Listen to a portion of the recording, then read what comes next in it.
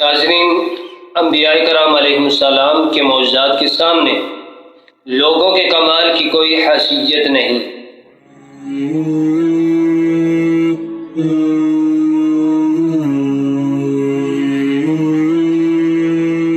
اعوذ باللہ من الشیطان الرجیم، بسم اللہ الرحمن الرحیم۔ یا ایھا الناس قد جاءکم برہان من ربکم وانزلنا الیکم نورا مبینا۔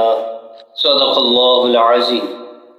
جس زمانے میں جس قسم کے کمال کا چرچا اور شہرت ہوتی ہے نبی کو، اس زمانے میں اسی نوع کا ایسا کمال دے کر بھیجا جاتا ہے کہ اس زمانے میں اس کمال کے ماہرین اس کی نظیر لانے میں عاجز اور قاصر ہو جاتے ہیں، اور یہی ان کا یہ معجزہ ہوتا ہے، اور یہی ان کی نبوت پر یہ دلیل قرار پاتی ہے، یہی ان کی نبوت پر دلیل ہوتی ہے۔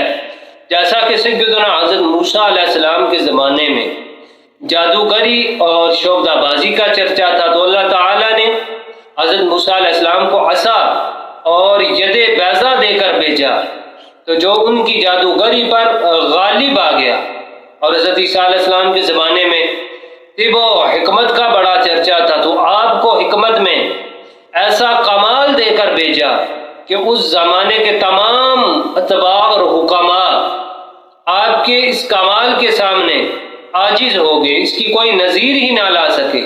اور ہمارے نبی سیدنا حضرت محمد مصطفیٰ صلی اللہ تعالی علیہ وآلہ وسلم کے زمانہ میں زبان گیری اور زبان دانی، فصاحت و بلاغت کا چرچا تھا، بہت زور تھا۔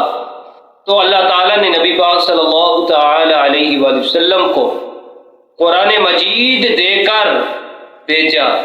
تو قرآن مجید فصاحت و بلاغت میں ایسا ہے کہ اس زمانے کے بڑے بڑے ماہرین بھی قرآن مجید کی ایک چھوٹی سے ایک چھوٹی جو صورت ہے اس کی نظیر لانے میں بھی وہ ناکام رہے۔ یعنی قرآن مجید کی چھوٹی سی چھوٹی صورت، کوئی ایک آیت کی بھی مثال نہ لا سکے، حالانکہ وہ فصاحت و بلاغت کا زمانہ تھا، لیکن سب وہ عاجز آگے، اور آج تک کوئی بھی چھوٹی سے چھوٹی قرآن مجید کی مثال نہ لا سکا۔ حالانکہ دن بہ دن علوم و فنون میں ترقی ہو رہی ہے، لیکن قرآن مجید کوئی مثال نہ لا سکا اور نہ ہی قیامت تک لا سکے گا۔ تو انبیاء کرام علیہ السلام کے جو معجزات ہیں، اور جو اللہ تعالیٰ نے انبیاء کرام علیہ السلام پر کتابیں نازل فرمائی ہیں، وہ بھی ان کا معجزہ ہے، وہ کتابیں بھی معجزہ ہے، تو ان کی کوئی نظیر نہیں لا سکتا، ان کی کوئی نظیر بن ہی نہیں سکتی۔ اللہ تعالی ہمیں اپنی اطاعت پر قائم اور دائم رکھے۔ وآخر دعوانا ان الحمد للہ رب العالمین۔